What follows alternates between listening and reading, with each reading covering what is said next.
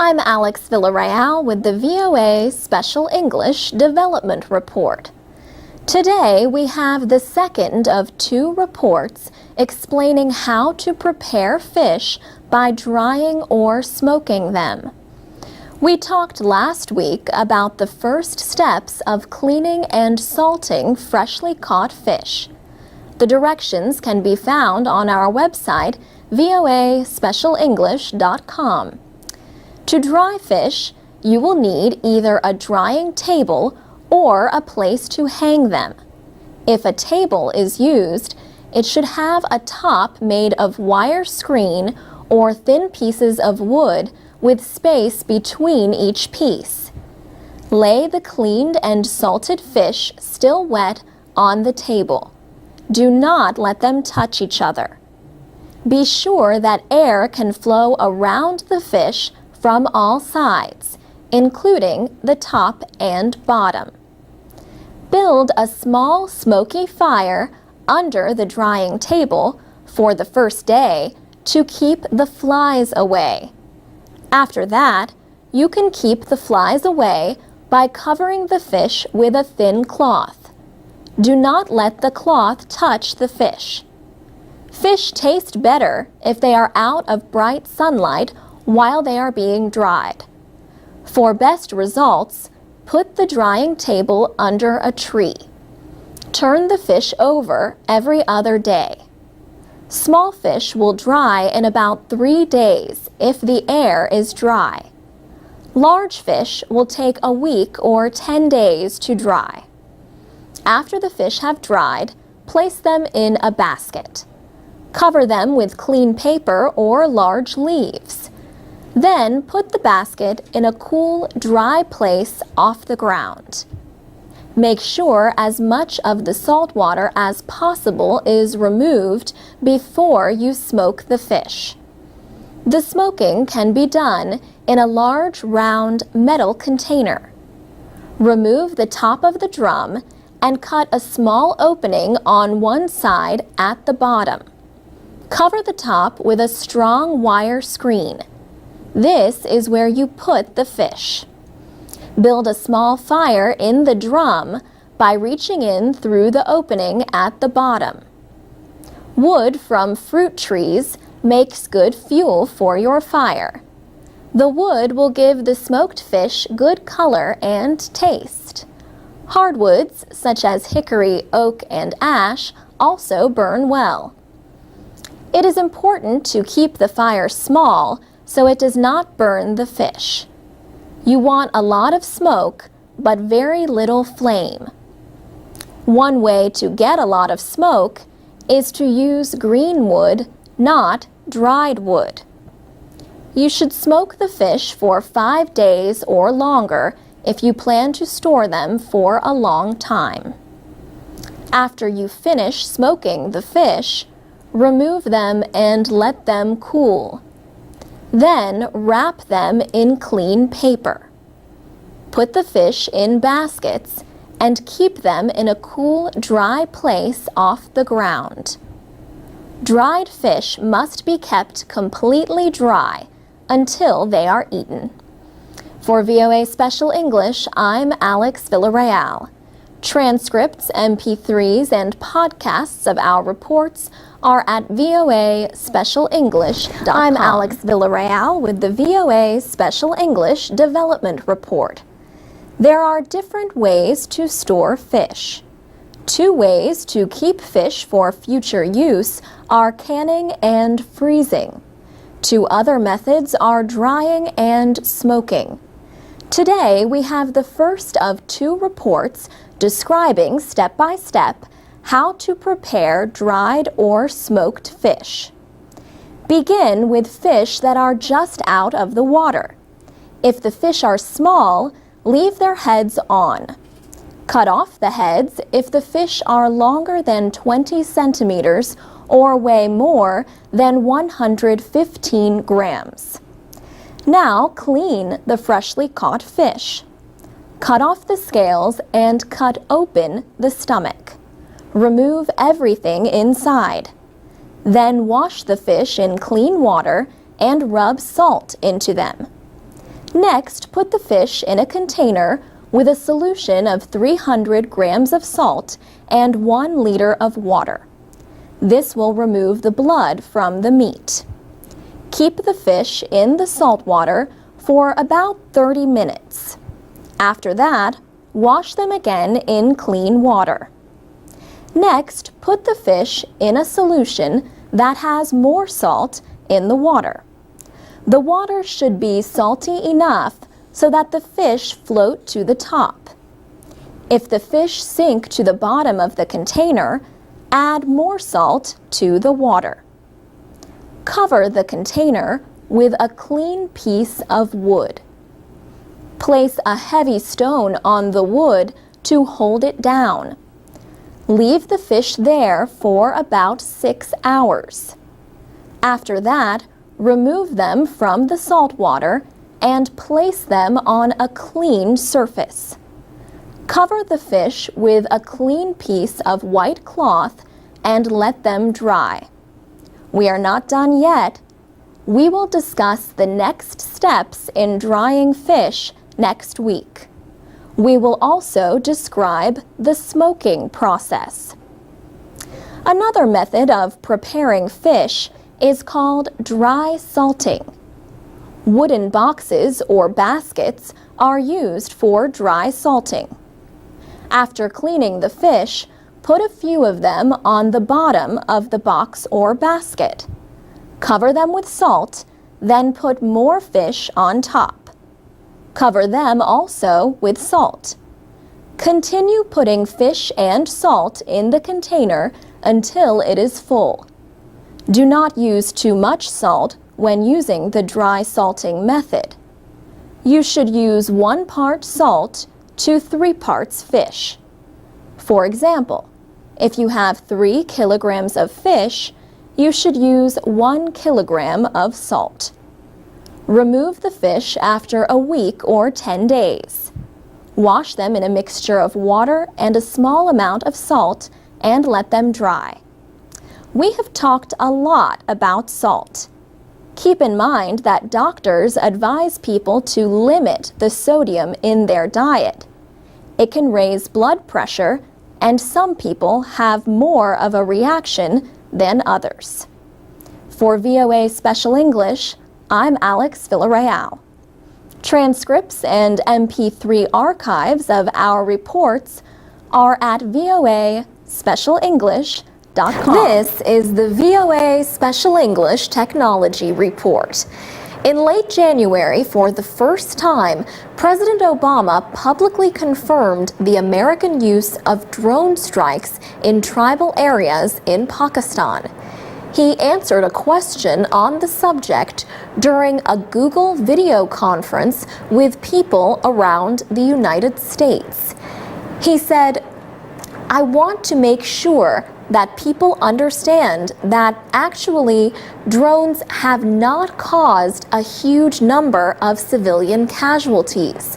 For the most part, they have been very precise, precision strikes against Al-Qaeda and their affiliates." Debate continues about how many people, including civilians, have been killed in those drone attacks.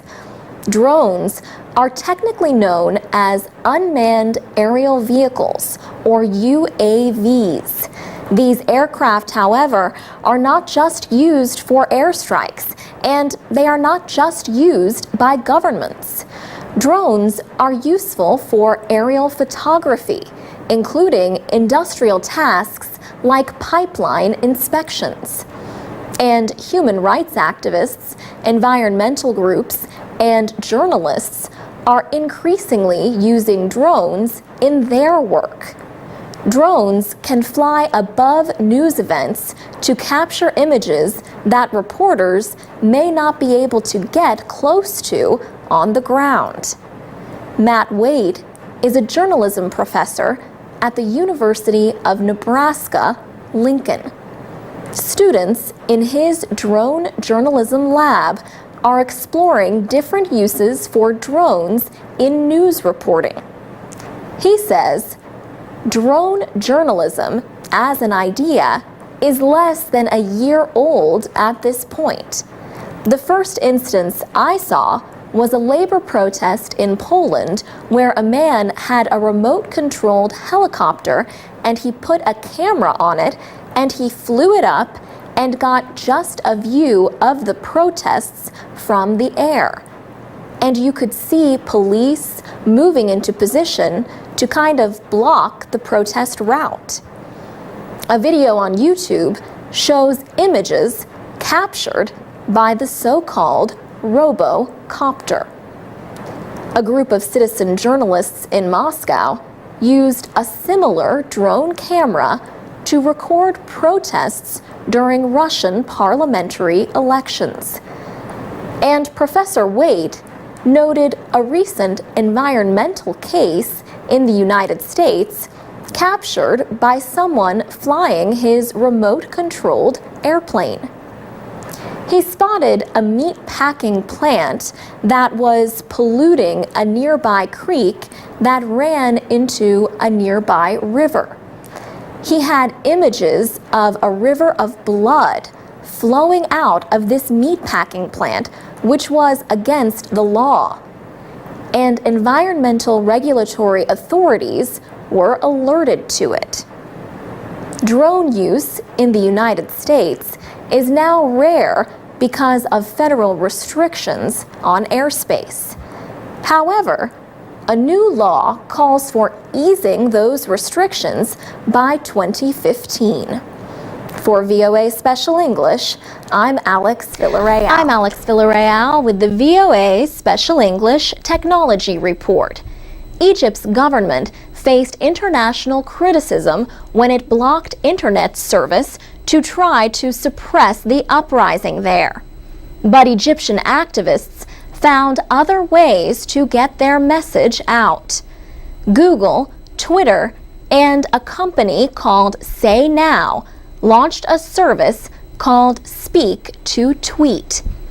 They wanted to give Egyptians a way to communicate with the outside world.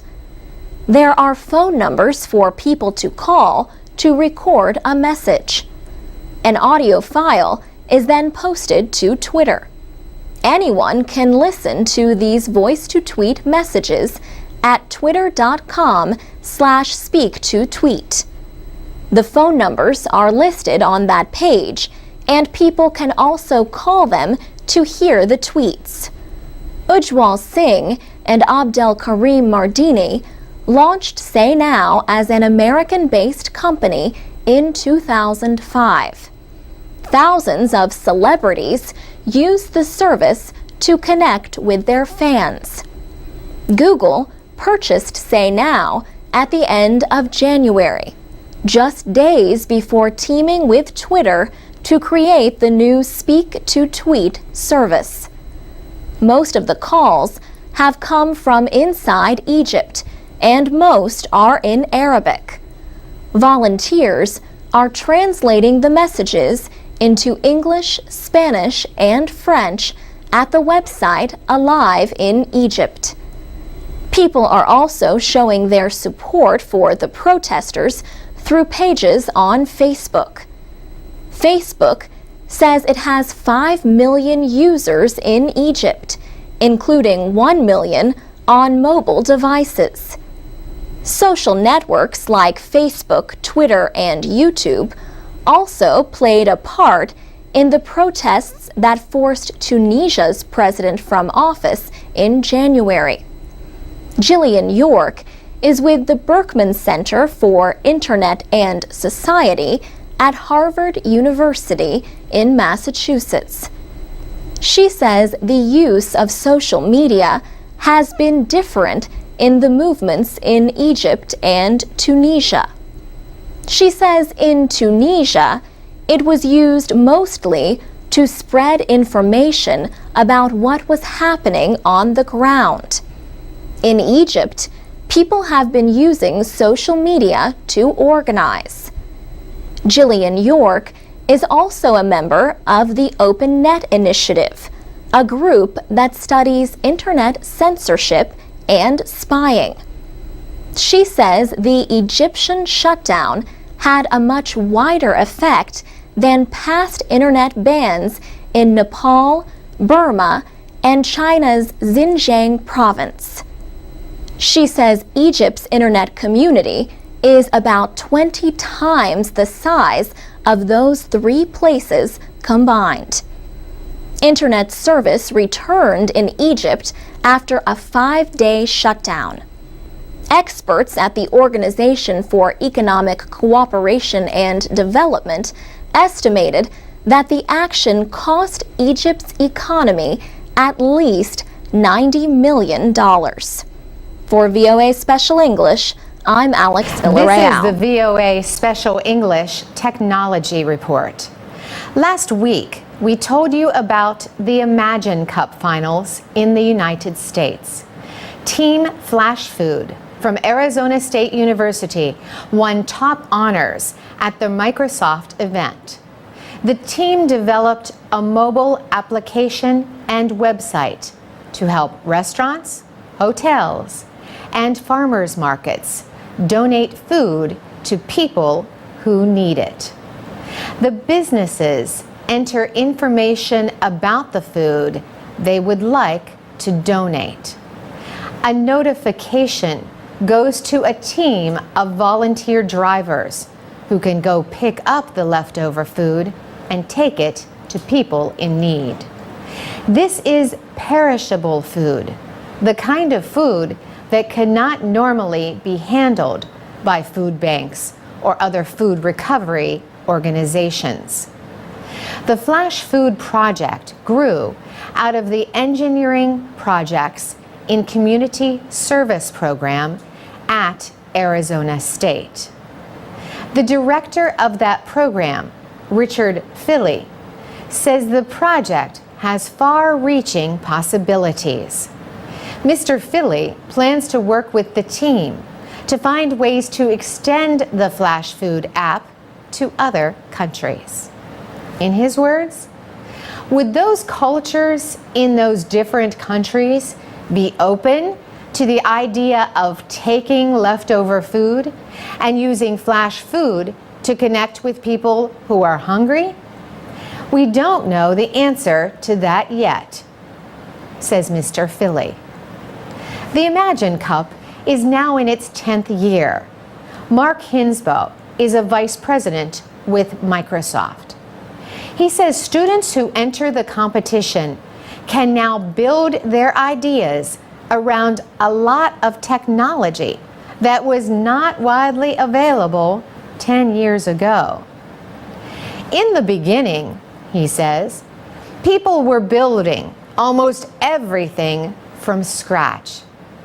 But now, he points to the Flash Food app as a good example of bringing together existing technologies. The students built the app on the assumption that there are smartphones in the hands of most of the people they need to work with. Also, the use of mapping software lets the app give the volunteer drivers turn-by-turn directions to the restaurants with food to donate. Team Flash Food will represent the United States at the Imagine Cup World Finals in Australia in July. Mark Hinsbo says solving world problems like hunger is a major goal of the competition. But another major goal is to get more American students interested in jobs in science and engineering. When you look at the pipeline in science, technology, engineering, and math, we come up way short, he says. As a result, he says around 1 million software and tech jobs could go unfilled in the United States over the next 5 years. For VOA Special English, I'm Carolyn Presutti. From VOA Learning English, we welcome you to news about technology. Have you ever had an RSS news feed sent to your mobile phone or computer? If so, you have Aaron Swartz to thank. He helped develop that internet publishing technology when he was 14 years old. He also helped develop what came to be known as the social news website Reddit.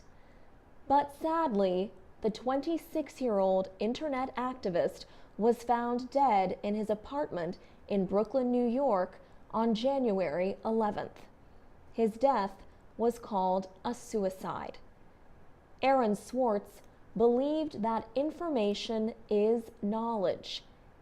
He believed the internet should be used to make that knowledge available to everyone.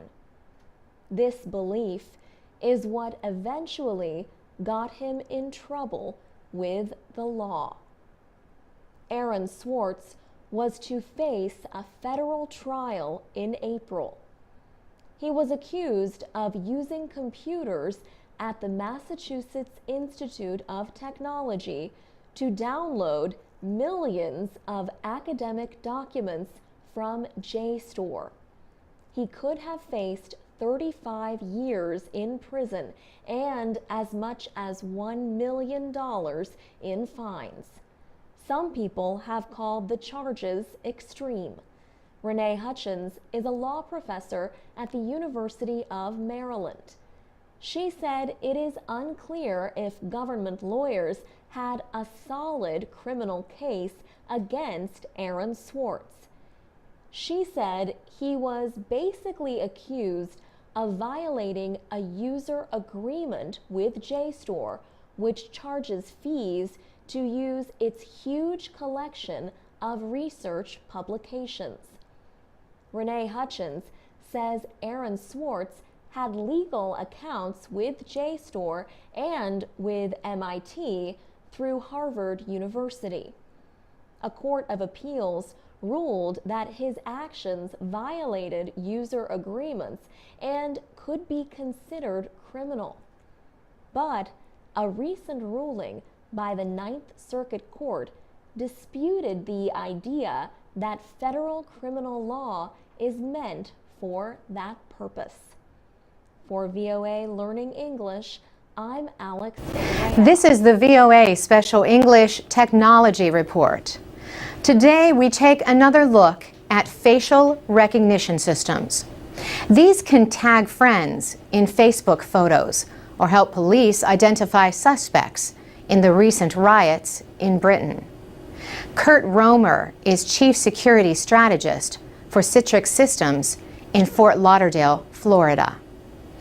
He says technology makes it easier than ever for governments to identify and target people.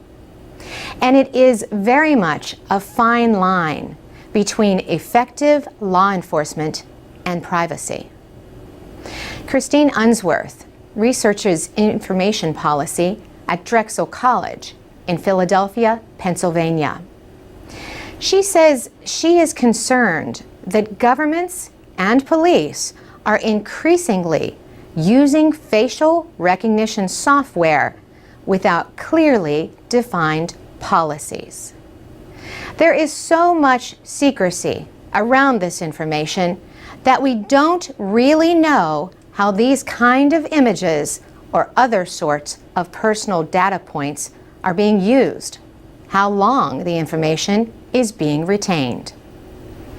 Questions like these are part of a larger debate about privacy and free speech. After the riots, British Prime Minister David Cameron raised the possibility of interfering with social networks. He said the question was whether it would be right to stop people from communicating when we know they are plotting violence, disorder, and criminality. China's official news agency, Xinhua, says the British government recognized that a balance needs to be struck between freedom and the monitoring of social media tools. Xinhua added, "We may wonder why Western leaders, on the one hand, tend to indiscriminately accuse other nations of monitoring, but on the other, take for granted their steps to monitor and control the internet. Europe has some of the world's strongest policies on privacy rights. But Kurt Romer says, like other Western governments, they have not clearly defined their policies on new technologies.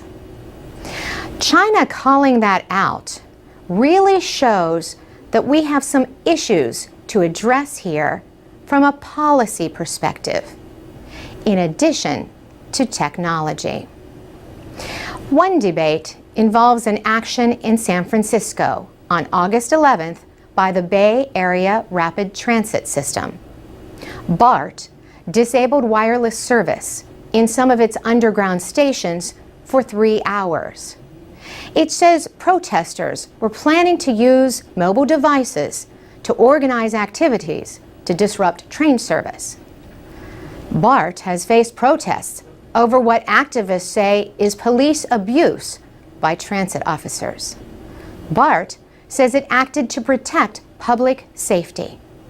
The American Civil Liberties Union of Northern California says the decision was in effect an effort by a government agency to silence its critics. For VOA Special English, I'm Carolyn Prasuti. From VOA Learning English, this is the Technology Report in Special English.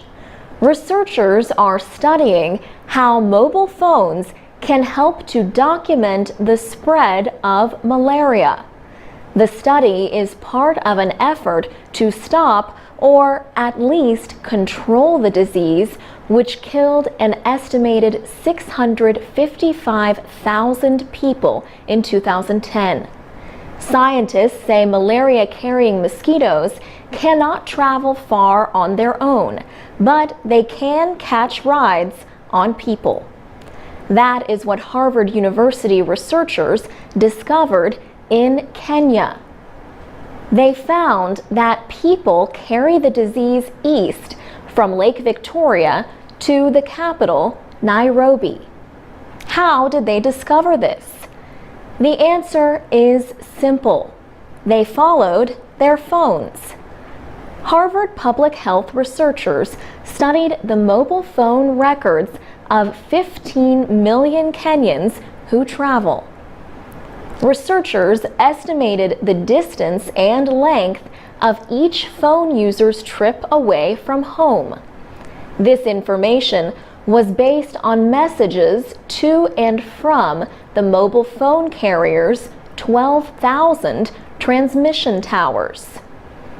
The researchers then compared that information to a map showing reports of malaria in different parts of the country.